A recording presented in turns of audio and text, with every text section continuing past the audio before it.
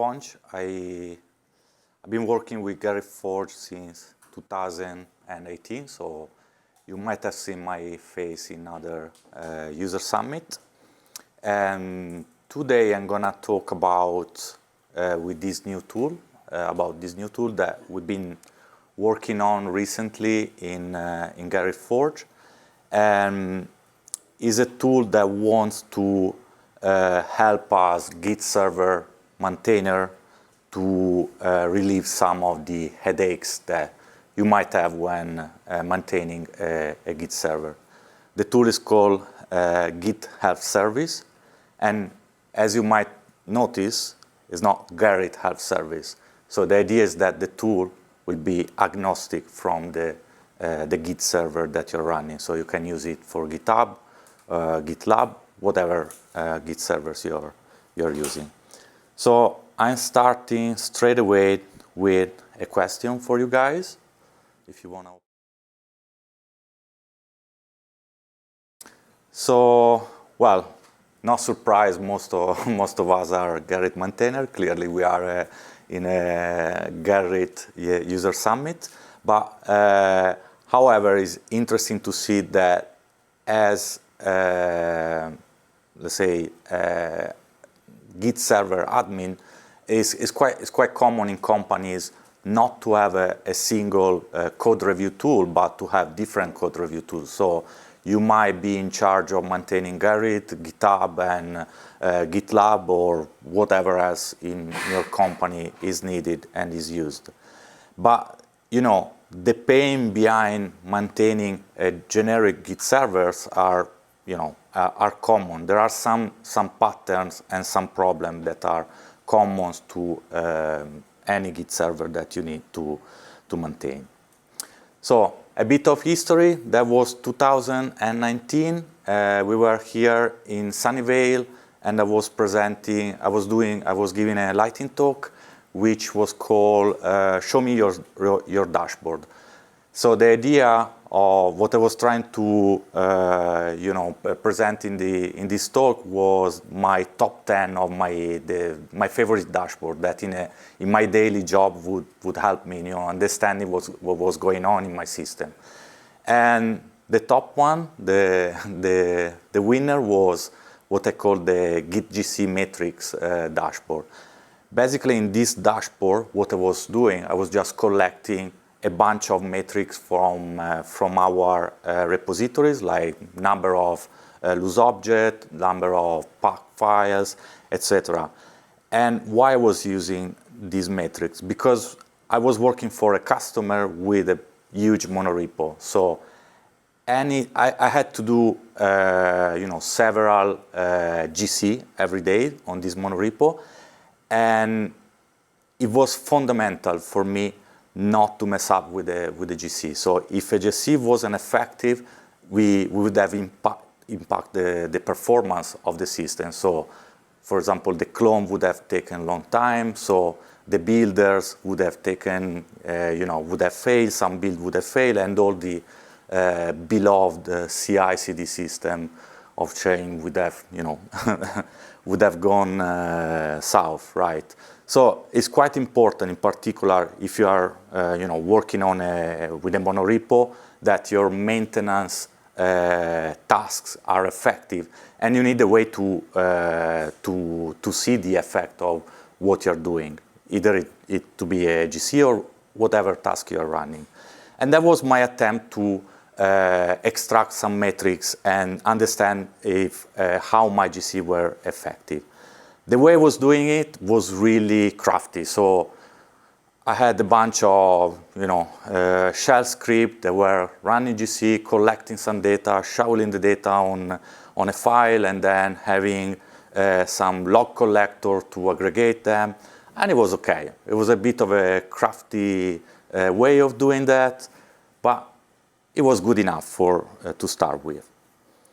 And then 2020, where the world stopped, so no much update from there. 2021, Luca was talking about how to survive with monorepos in Gerrit. And it was pointing out the dimension a monorepo can grow. For example, the size of the file system, or the number of commits, the number of loose ref, and all of these issues sum up to, all of these dimensions sum up and make the maintenance of your repository harder and harder, right? 2022, again, look at talking about how to wrestle with large repository with JGit and Gerrit.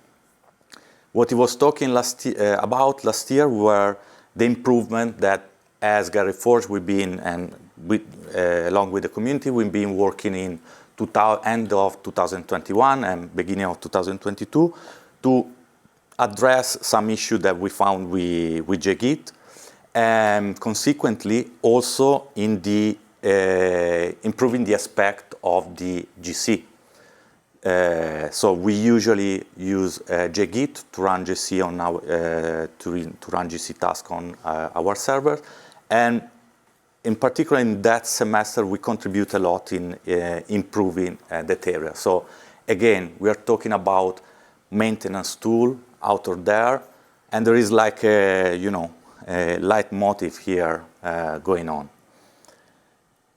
And last year, me again, I was kind of circling back to the previous presentation where I in 2019 was struggling to systematically somehow collect metrics out of our Git repository.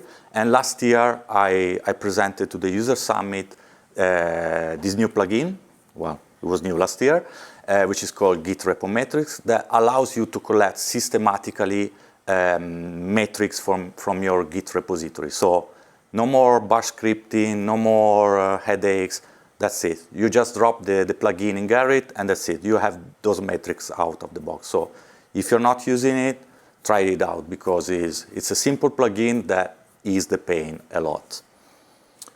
All right, so a lot of headaches. So we've been talking about this problem for 4 years. We've been putting a lot of thinking into that. So we really had some headaches out of this problem. So we really want to somehow cure these headaches. So, but what is leading to these headaches? As I was mentioning before, is there are different factors that might step in the performances of your Git repository. It could be the size of the repository on the file system. So the more commit, the more tags, the more branches that you get in, and in particular Gerrit, that uses NodeDB. So behind the scene, it just adds on top of the normal references and commit objects that you have on the file system, some extra information. So even more stress on your Git repository. So so that's one thing that brings to the table a challenge for us as a maintainer. The number of commits. So number of commits means having a bigger graph server side. That means that every operation, every time you need to traverse a graph, it's more complex. It requires more computational power. Or large files. No matter how good you are as a maintainer, somebody will somehow sneak in a binary file or like a huge file that will just annoy you for the rest of your Git history life, because you have this file and you need to deal with that. So no matter which precaution you put in place, somehow a big file will end up in your Git repository. Or it's just a question of having an efficient workflow. So you put in place all the constraints, you did your due diligence, whatever, but still the workflow, the way people use Gerrit is not ideal. So it creates somehow some fragmentation of your file system that really doesn't help. Or, for example, we had an issue with a big customer where the sandbox branches were inside the ref heads namespace.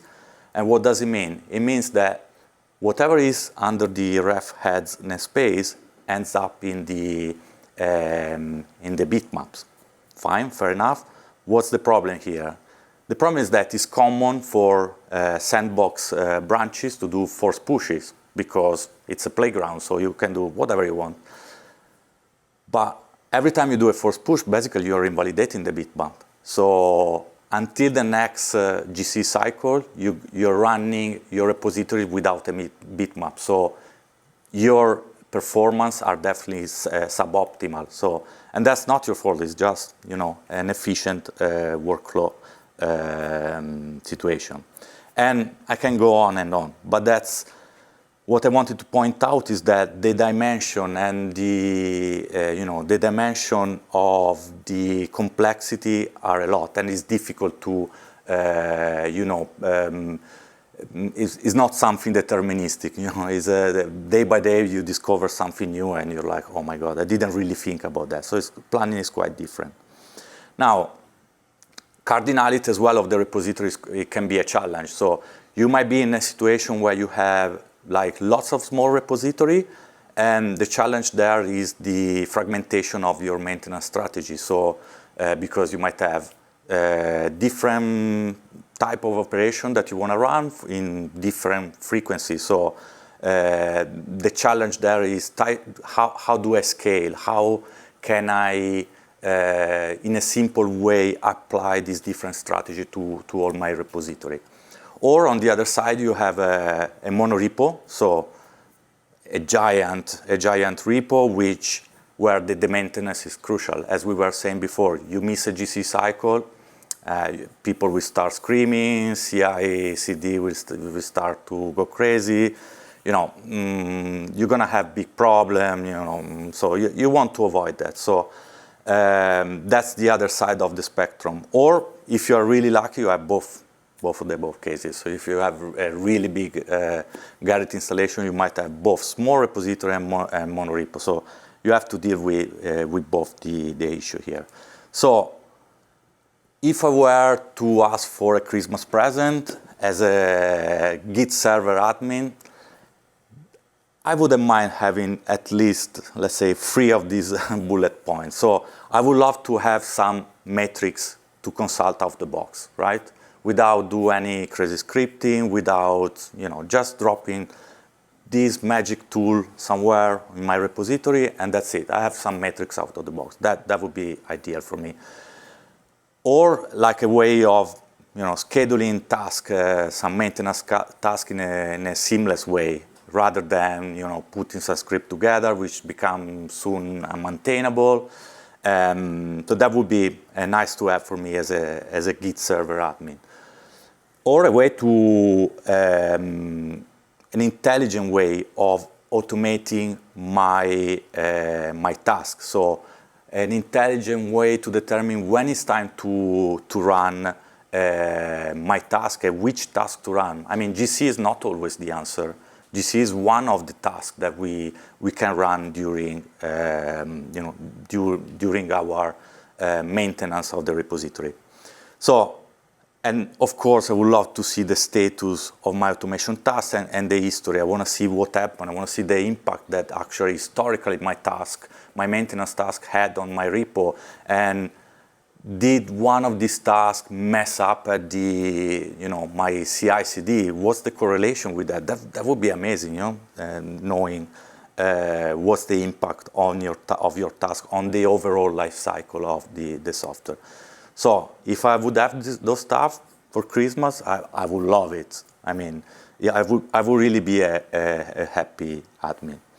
Now, let's try to break down the problem, because so far we talk about lots of stuff, but let's try to identify what are the building blocks of this problem. So we talk about metric collection. So we need numbers to make decisions. We need numbers to understand if what we are doing is good, right? Words are not enough.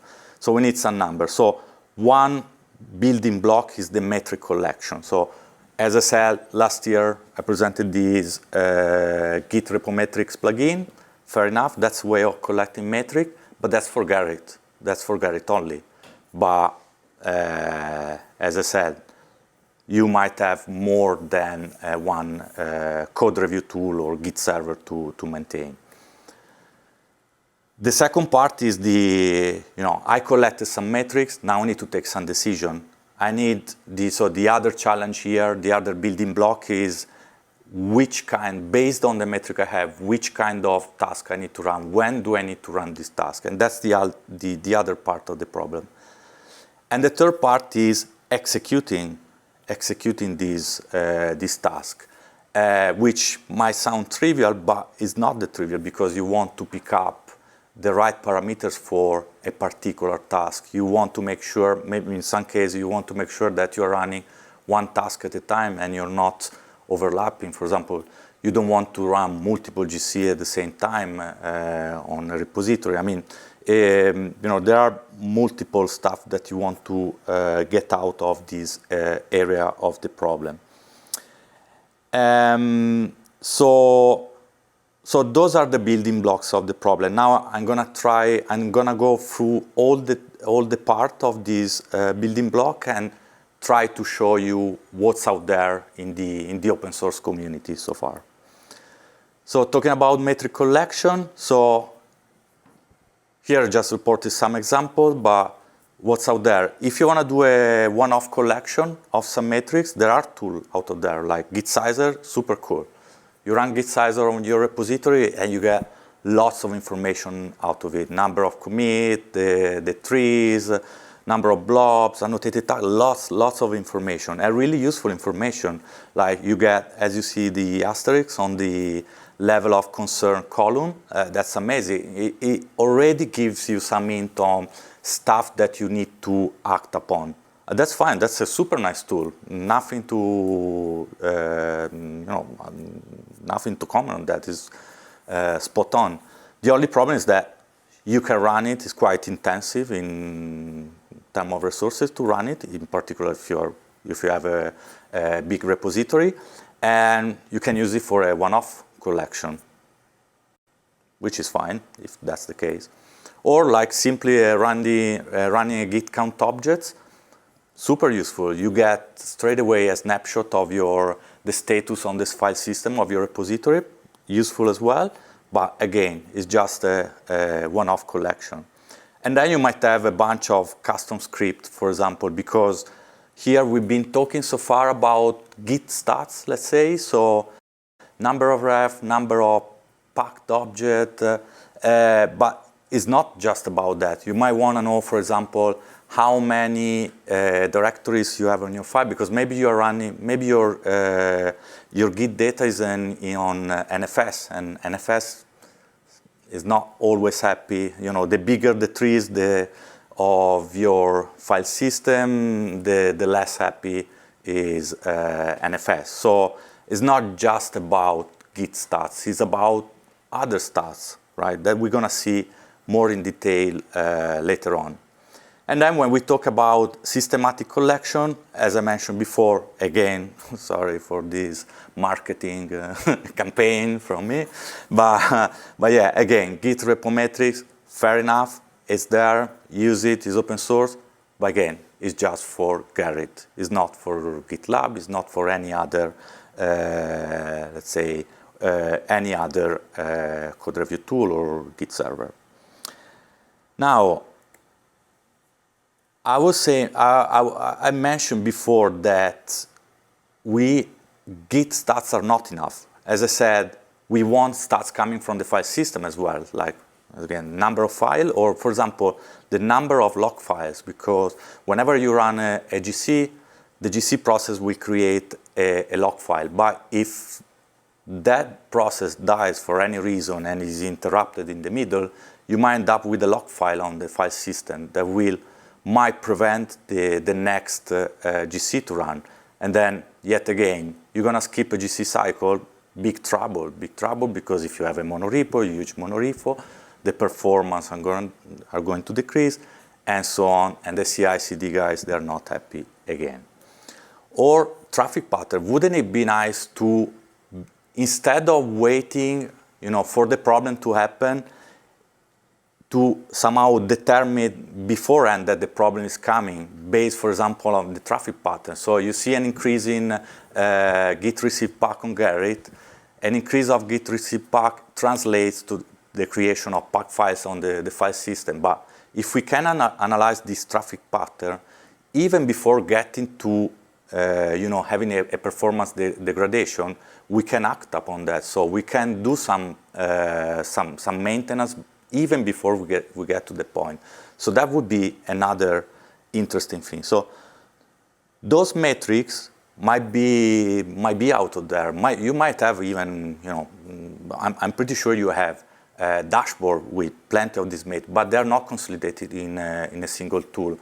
They're not, let's say, they're not proposed to us in a nice and uniform way to consume and take some decision upon. And as I said, not only Gerrit, so we don't live off only Gerrit. Well, I pay my bill thanks to Gerrit, but I mean, there are people maintaining other tools, and we as well, we see in different companies that you might end up using different review tool in the same company. Now, another question for you.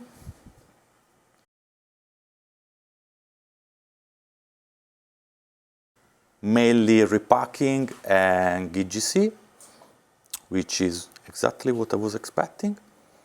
So I'm going back to the slide. So, okay. So those are so what's out there in terms of task scheduling. So this is the second building block of our problem. Well, the community. So at the moment, the way we decide what to do and when to do is driven by our experience, is driven by the community experience. So usually we just go, you assess your system and you're right, okay, I'm running GC once a day, I'm good for now.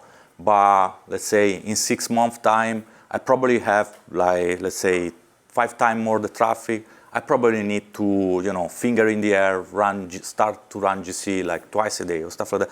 So it's really based on our experience and our daily issue that we find.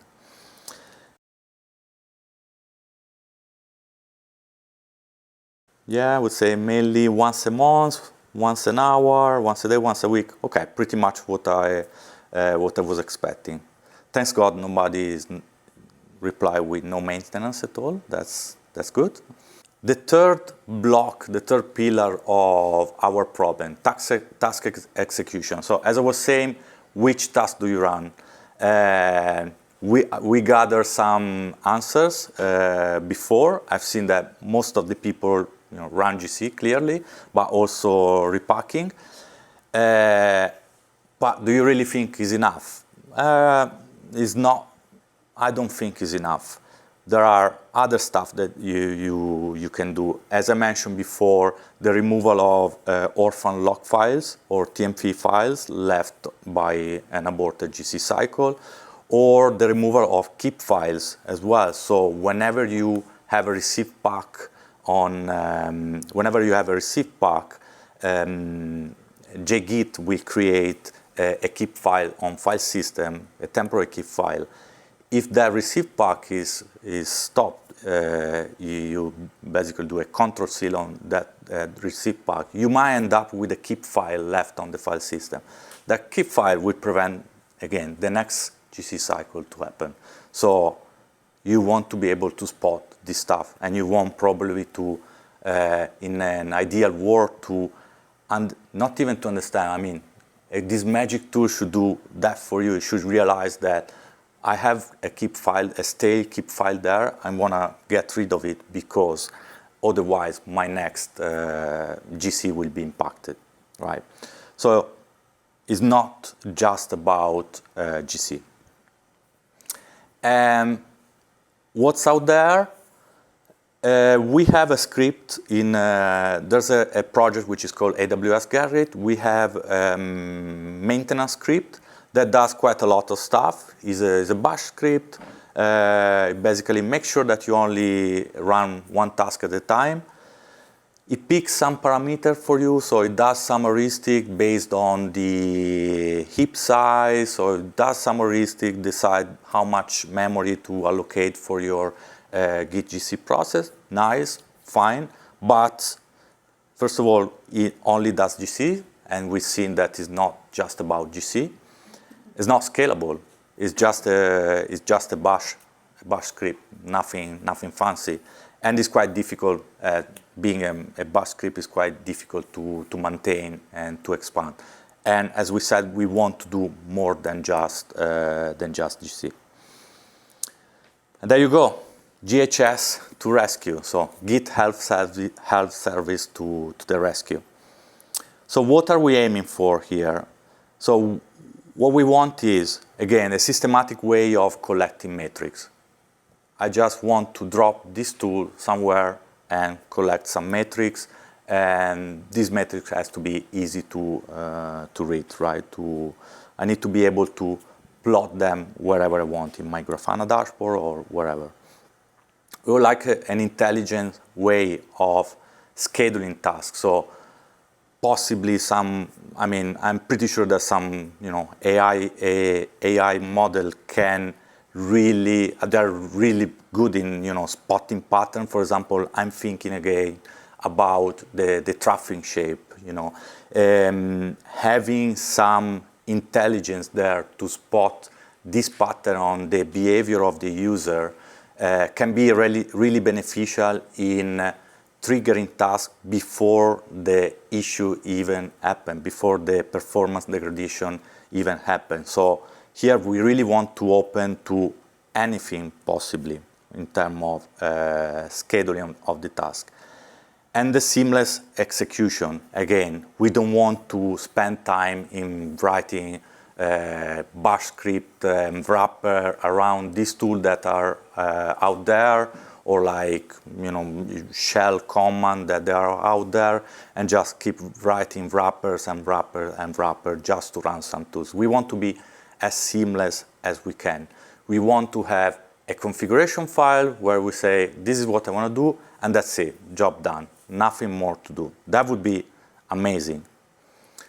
And two of the key principles that GHS is built around and will be built around is the agnosticity.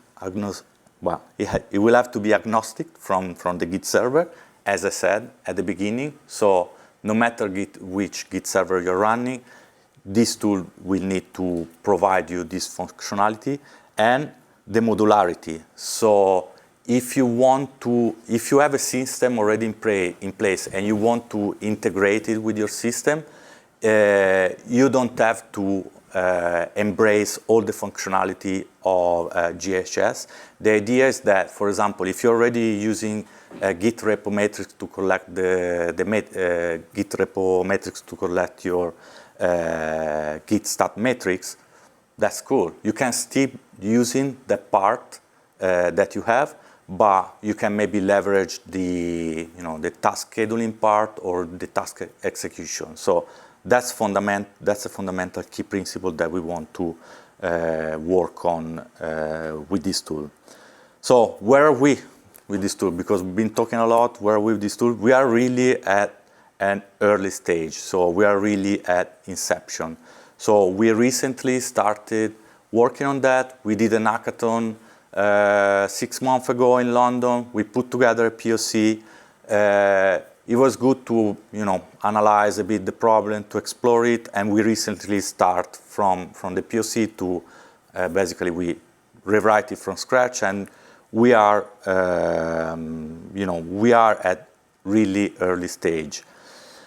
What we have so far is only the metric collection part, right? So what you can do, you can just install our tool, and you need to specify basically the path file where your Git repository are, and the project list with the frequency you want to scrape your project. So really simple, to start with, that's what we have at the moment. I'm gonna show you a quick demo. Brace yourself. It's nothing crazy, but at least you will see it in action. So I started running my metric collection before the demo, as you can see. So I'm just keep collecting metrics and metrics on one of my repository. I'm plotting out just a couple of metrics as an example. So here we just have the file counts and the loose ref. What I'm gonna do now, I'm gonna run a GC. So at some point it will finish, and we should see our graph going down, hopefully. Almost there. There you go. Writing objects. And we are done. So now we should be in a better shape. Go down, go down. There you go. Big time. Okay, so as I said, nothing super fancy, but as you've seen, basically what I did here,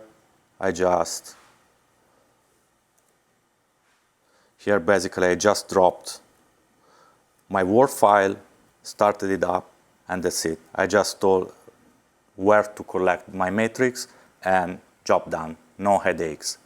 So what's different from the plugin I presented last year, which this one is not Gerrit specific. So this one you can run it on your, on your vanilla Git server.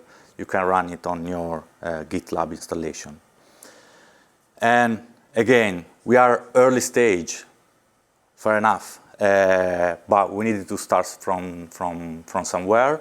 And the good thing of being on this early stage is that you can jump on the project and you can collaborate if you want. So you will find here some links that you can access. You can see the code is on GerritHub, and the project task list is on GitHub. Well, best practices, well, of course we suggest to install the Git repo metrics. That's the first step, but at least you can, if we are talking about Gerrit, right? At least you can get the metric easy, nothing to do, nothing crazy. But currently what we do is pretty much really crafty. So the script I showed you before, I linked in the presentation, is pretty much what we use. That or a variation of that is pretty much what we currently do. So yeah, there is lots of craftsmanship going on there, which is, as we said, is not ideal, is not scalable, is difficult to to maintain, to expand, so not ideal. So and the problem is that is always a kind of finger in the air approach. It's difficult to have like some some strong understanding, and it's difficult to find the correlation between the task that you run and the impact that you have on the full life cycle of your software, really. So yeah, at the moment it's quite hard, and it's a bit of, every time is a kind of a DIY project, which is clearly not scalable. Well, ideally, let's fire some people. I mean, ideally, if I have to ideally think about that, it would be nice to not even think about that, right? So I can do funnier stuff. That's the idea. But well, clearly, how you get there is step by step, I would say. But yeah, so the idea as evolution of the product itself, the challenging bit, I think it will be the part where we do the decision, clearly. And to start with, what we will try to do is having a like-for-like offer of what we currently have, right? So we would like to cover scenario that we currently do. So for example, okay, we need to run GC because we have this X amount of pack files, like something deterministic. I think it would be already good to start with, because we would be able to consolidate all this concept in a single tool. So before you were mentioning about the impact of the review of some CI/CD configuration on the full life cycle of the software. When you were mentioning it, I was like, it would be amazing if we could also correlate the review of the configuration file of GHS with the impact that you have on the final life cycle of the software. So I think if we approach the problem in this way, we have at least the building blocks to get there. Clearly still ideal, but I think at least it's a good starting point, I would say. Looping back to the modularity that I mentioned before, since those tasks like abandoning changes is really something Gerrit specific, maybe that's something that you want to implement yourself, but still you can leverage the other part. You can leverage the metric collection, and you can manage the execution of the task. So that's how I see it evolving. But that's a good example of maintenance tool that is not just about GC. That's really the message that I wanted. If you want to go home with one message from this presentation, it's not just about GC.